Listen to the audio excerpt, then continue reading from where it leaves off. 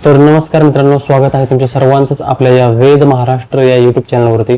तर मित्रांनो, काल जे विधानसभेत माननीय मुख्यमंत्र्यांनी भाषण केलं, याच भाषणावरून मित्रांनो आता सर्वत्र टीका होत आहे।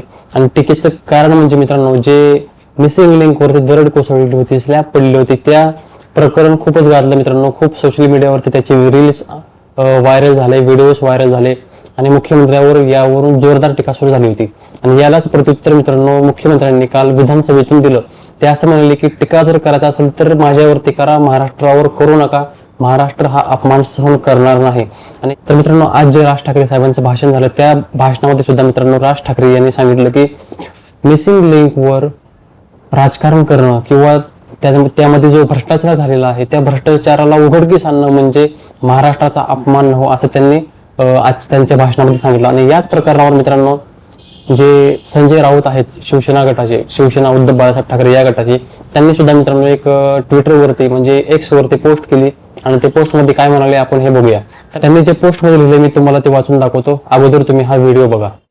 हमारे जयंत राव जी ने सही बात कही, जिनको कुत्ता नहीं पहुंचता वो आजकल सोशल मीडिया पर आकर सबको गाली देते हैं, मुख्यमंत्री को भी गाली देते हैं।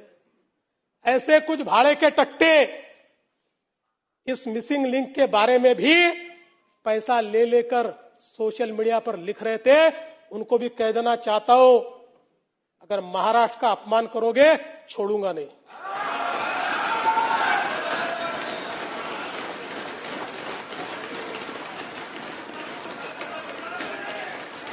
तर मित्रांनो, याच भाषणावरून आता नवीन राजकारण सुरू झालेलं आहे।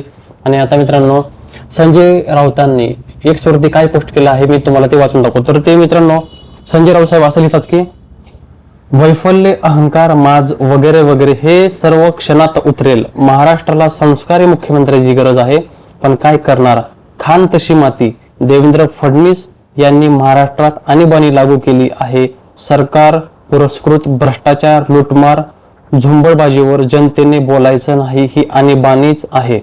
तर मित्रांनो आता याच मुद्द्यावरून राजकारण आता राज्यामध्ये तापताना दिसतंय। मित्रांनो तुम्हाला काय वाटतं मित्रांनो, जे मिसिंग लिंक वर टीका केली सर्व जनतेने मिळून, सर्व जे इंडिपेंडेंट पत्रकार आहेत त्यांनी सगळ्यांनी मिळून, तर ही टीका मिसिंग लिंक वर होती का महाराष्ट्रावर गेली होती? तुमच्या मतानुसार तुम्हाला काय वाटतं कमेंट करून नक्की सांगा।